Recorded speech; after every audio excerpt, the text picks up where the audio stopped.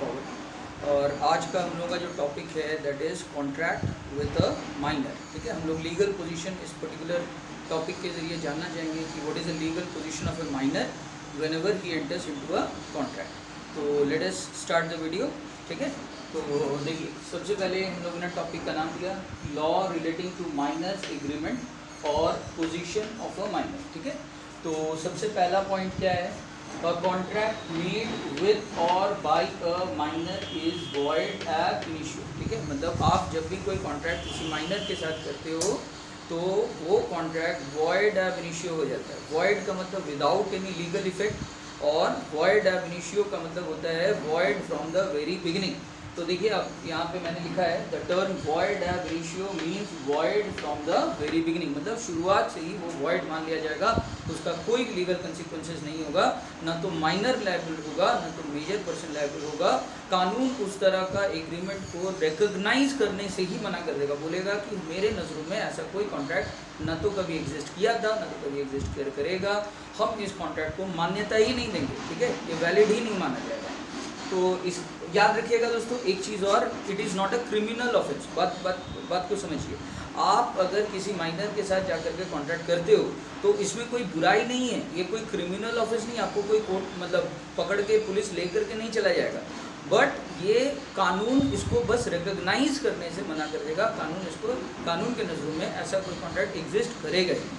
तो ठीक है, इसके बाद जो सेकंड पॉइंट है वो है no ratification after attaining majority. ठीक है, यानी कि मान के चलते हैं कि अगर कोई माइनर ने कोई मेजर पर्सन के साथ कोई एग्रीमेंट साइन किया, कोई कॉन्ट्रैक्ट किया जिस समय वो माइनर था, और जब वो मेजॉरिटी अटेन किया यानी कि 18 साल का जब वो पर्सन हो गया, जब वो एडल्ट बन गया, तब वो जाकर के ये बोलता है, वो बोलना ये चाहता है कि हम जब माइनर थे उस समय मैंने जो एग्रीमेंट किया था वो तो वैलिड नहीं था, लेकिन मैं अब मेजर बन चुका हूँ, मैं अब उस कार्य को वैलिड मानता हूँ। ठीक है, मतलब उस कॉन्ट्रैक्ट को वैलिड मान लिया जाए, बिकॉज मैं चाहता हूँ कि वो कॉन्ट्रैक्ट उस कॉन्ट्रैक्ट को वैलिडिटी मिले।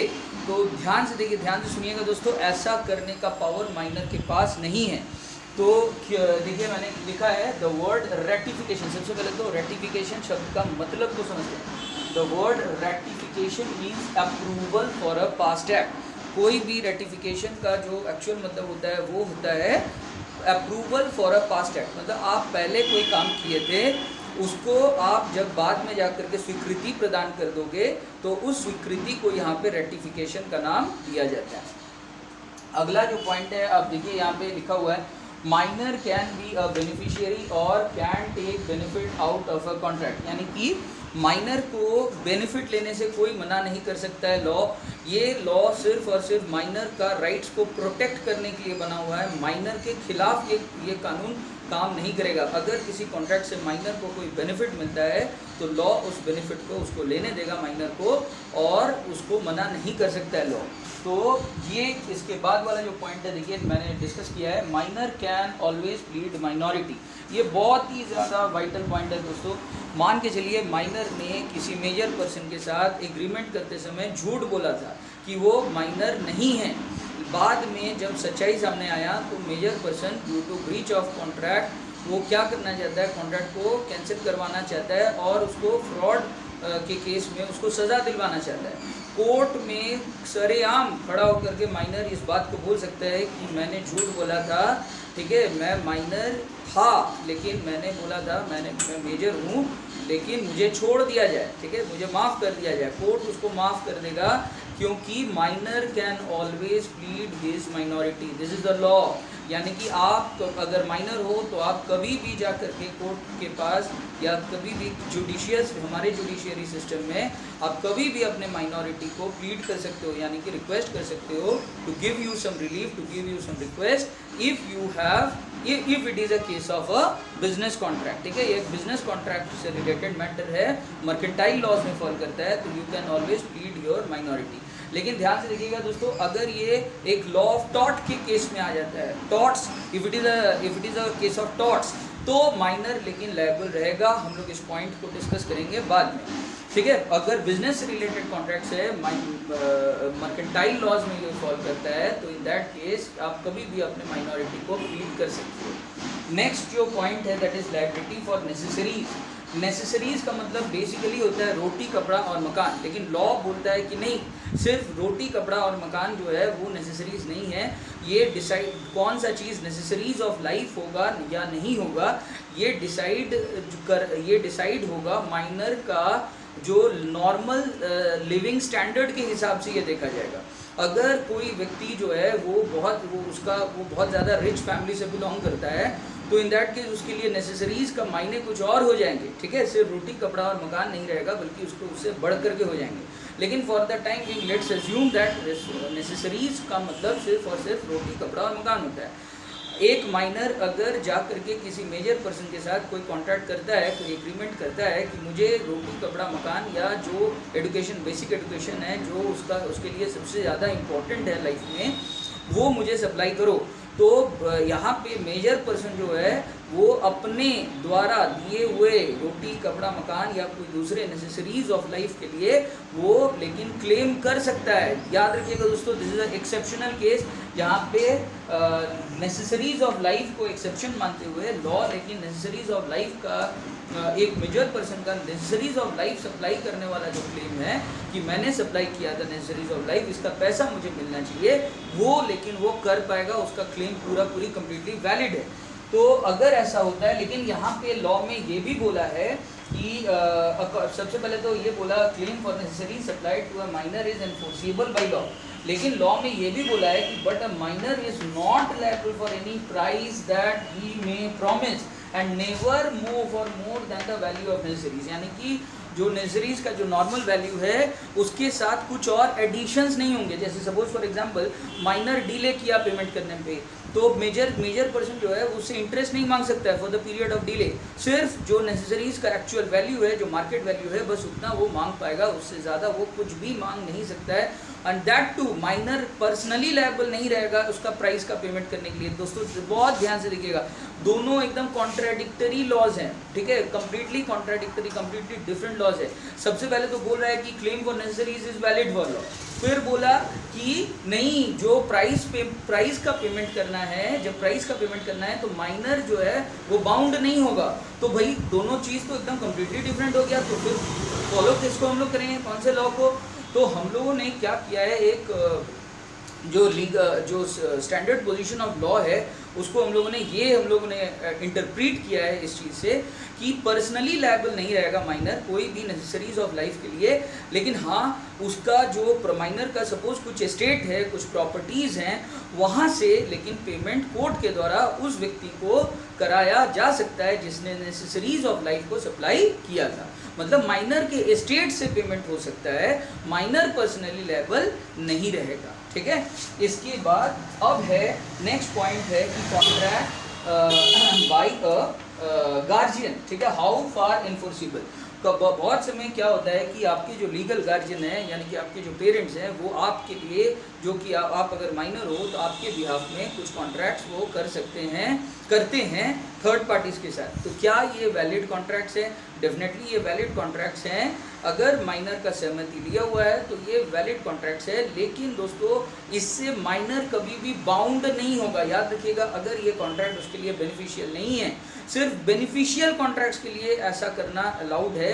अगर कोई पेरेंट्स जो है या लीगल गार्जियन जो है वो अगर माइनर को इस लॉ को यूज़ करते हुए माइनर का प्रॉपर्टी को हड़पना चाहते हैं या किसी भी तरह से उसका गलत यूज़ करना चाहते हैं, मिस यूज़ करना चाहते हैं, लॉ लेकिन तुरंत उसको इस सिचुएशन में माइनर को रिलीफ दे देगा और वो ये बोलेगा कि minor can not be bound by any agreement, ठीक है, कोई भी एग्रीमेंट से वो बाउंड नहीं होगा, चाहे माइनर खुद क्यों ना साइन किया हो या चाहे माइनर का खुद का क्यों ना उस समय सहमति हो। यानी कि वंस अगेन द लॉ, ये वाला जो लॉ है वो फिर से एप्लीकेबल हो जाएगा। Minor can always plead minority. Minor फिर से कभी भी बोलेगा कि नहीं हमको तो मालूम नहीं था, मुझे तो I was not having any idea, I was not sure that whether the contract was beneficial to me और नॉट। अब मुझे लगता है कि यह कॉन्ट्रैक्ट मेरे लिए बिल्कुल बेनिफिशियल नहीं था, जो मेरे पेरेंट्स ने या मेरे लीगल गार्जियन ने मेरे बिहाफ में साइन किया, तो इस कॉन्ट्रैक्ट को इनवैलिड करार दे दिया जाए। उसके सिर्फ इतना बोलने पे कॉन्ट्रैक्ट उसके फेवर में चला जाएगा, जजमेंट उसके फेवर में चला जाएगा। जज क्या करेगा, बोल देगा कि ठीक है ये कॉन्ट्रैक्ट जो है उसके लिए बाउंड नहीं होगा। याद रखिएगा, लीगल गार्जियन कर सकते हैं only for the benefits of the minor, but अगर उसको बाउंड करने का मैटर है, कोई भी लीगल ऑब्लिगेशन आने का मैटर है माइनर के ऊपर, तो माइनर बिल्कुल भी बाउंड नहीं होगा, कोई भी काम से कभी भी बाउंड नहीं होगा मर्केंटाइल लॉज में। इसके बाद next point is no specific performance. Minor को कभी भी स्पेसिफिक परफॉर्मेंस यानी कि कोई भी कॉन्ट्रैक्ट के अंतर्गत, पहली बात तो वो कॉन्ट्रैक्ट कर ही नहीं सकता है, दूसरी बात जो है वो कोई भी अगर कॉन्ट्रैक्ट वो कर ही नहीं सकता है तो question of specific performance doesn't arise at all. मतलब आपको अगर आप अगर माइनर हो, आपके साथ अगर कोई एग्रीमेंट किया है कोई भी व्यक्ति, तो आप कभी भी बाउंड नहीं होंगे कोई भी कार्य को करने से, ठीक है। इसके बाद है नो इंसॉल्वेंसी। एक माइनर कभी भी इंसॉल्वेंट हो नहीं सकता है, because the legal position is that minor can never ever इनकर अ डेट। वो कोई डेट इनकर ही नहीं कर सकता, वो कोई ऑब्लिगेशन इनकर ही नहीं कर सकता है। तो इसका ये मतलब हुआ कि वो कभी भी इंसॉल्वेंट नहीं हो सकता, क्योंकि इंसॉल्वेंट पर्सन वो पर्सन होता है जो पूरी तरीके से कंगाल हो चुका है, जिसका जो डेट्स हैं मार्केट में, जो डेट्स हैं वो उसके एसेट से बहुत ज़्यादा बढ़ चुका है, तभी वो व्यक्ति जो कहलाएगा वो इंसॉल्वेंट कहलाएगा। तो माइनर को तो डेट इनकर करने का ही पावर नहीं है, तो in that case therefore the question of insolvency doesn't arise in case of a minor. समझ आ रहा दो। अब नेक्स्ट जो पॉइंट है दैट इज पार्टनरशिप से रिलेटेड। क्या माइनर कोई पार्टनरशिप कर सकता है? माइनर पार्टनरशिप कर सकता है, याद रखिएगा दोस्तों, but only for the profits, share of profits only, not for share of losses. मतलब पार्टनरशिप फर्म में अगर प्रॉफिट हुआ तो उस प्रॉफिट का हिस्सा उसको मिल सकता है, लेकिन पार्टनरशिप फर्म में अगर लॉस होता है फॉर द ईयर, उस लॉस का कोई भी शेयर माइनर को एलोकेट नहीं किया जाएगा, ऐसा लीगल पोजीशन ऑफ लॉ है। इसके बाद है minor can B an agent, यानी कि माइनर एक एजेंट जरूर बन सकता है, लेकिन वंस अगेन वो अपने प्रिंसिपल के प्रति पर्सनली बाउंड नहीं होगा। वो एजेंट तो बनेगा, कमीशन भी लेगा, लेकिन कभी भी वो कोई भी पर्सनल लायबिलिटी वो नहीं इनकर करेगा।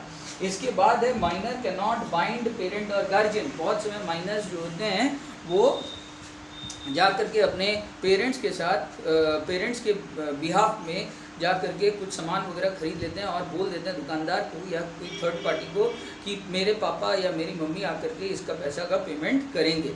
तो ऐसा जो है, ऐसा माइनर नहीं कर सकता। याद रखिएगा दोस्तों, लीगल पोजीशन ऑफ लॉ ये है कि आप अगर माइनर हो, आप अपने आपके द्वारा किए हुए कार्यों से आपके पेरेंट्स बाउंड नहीं होंगे। Your parents won't be bound by any of your activities, ठीक है, which you have done on your own, ठीक है। अच्छा, अगला पॉइंट है joint contract by a minor and adult. तो जॉइंट कॉन्ट्रैक्ट अगर कोई करता है, कोई माइनर और कोई एडल्ट पर्सन मिल करके किसी थर्ड पर्सन के साथ, तो माइनर कभी भी उस कॉन्ट्रैक्ट के लिए लायबल नहीं होगा। कॉन्ट्रैक्ट यूँ मान लिया जाएगा कि वो कम्प्लीटली फुल्ली उस मेजर पर्सन के द्वारा किया गया है, यानी कि अगर कोई लायबिलिटी अराइज करेगा तो वो कम्प्लीटली मेजर पर्सन के खिलाफ काम करेगा, वो कभी माइनर पर्सन को पर्सनली लायबल नहीं करेगा। अच्छा, एक बहुत ही इंपॉर्टेंट बात देखिए, सबसे पहला पॉइंट में मैंने एक रेफरेंस केस लॉ डिस्कस किया था। Reference case law is Mohini Bibi versus Dharmdas Ghosh. ये 1903 का केस लॉ है। आइए इसके बारे में भी मैं आपको कुछ इम्पोर्टेंट बातचीत डिस्कस कर लेता हूँ। यहाँ पे इस पर्टिकुलर केस में 1903 में ये केस जजमेंट आया था, लीडिंग केस लॉ है ये, ठीक है। इसमें क्या हुआ था, मोहिनी बीबी नाम की एक औरत थी, वो शी वॉज अ माइनर, ठीक है, she was less than 18 years of age. उनकी शादी हो चुकी थी, बट उनके जो शौहर हैं उनका डेथ हो जाता है, तो उनको बीच में बहुत ज़्यादा कुछ फाइनेंशियल प्रॉब्लम्स हो जाता है। तो she went to local money lender, ठीक है, मनी लेंडर थे, और उस मनी लेंडर का नाम था धर्मदास घोष। तो धर्मदास घोष से वो जा करके उनको बोलती है कि मुझे कुछ पैसे उधार दो, ठीक है, लोन दो, मैं अपना कुछ प्रॉपर्टी जो है मॉर्गेज तुम्हारे पास रखती हूँ, सॉरी। तो यहाँ पे जो है मोहिनी बीबी मतलब धर्मदास घोष को उतना लीगल कानून का दौर पैंच उसे मालूम करने था नहीं। उस समय 1903 था, उतना ज़्यादा लोग पढ़े लिखे भी उस समय थोड़ा सा कम होते थे, तो उतना उनको मालूम नहीं था। तो अब हुआ क्या कि हम लोगों का जो सिचुएशन है, यहाँ पे धर्मदास घोष ने लोन भी दे दिया। 20,000 रुपीज़ का अमाउंट था, 20,000 रुपया 1903 में बहुत ज़्यादा अमाउंट होता था। तो उन्होंने 20,000 रुपया का उन्होंने लोन दे दिया और जो है मॉर्गेज रख लिया। अब बाद में जाकर के मोहिनी बीबी कोर्ट में जाकर के बोलती है कि मैंने जब मॉर्गेज एग्जीक्यूट किया था then I was a minor, अब इस कॉन्ट्रैक्ट को खारिज करवा दिया जाए, बिकॉज माइनर के साथ किया हुआ कॉन्ट्रैक्ट तो वैलिड होता नहीं है, तो उसको खारिज कर दिया जाए। तो धर्मदास घोष इनकार किया, लेकिन कोर्ट बोला कि नहीं, मोहिनी बीवी का जो क्लेम है वो कम्प्लीटली वैलिड है, because she is a minor, she can always plead her minority.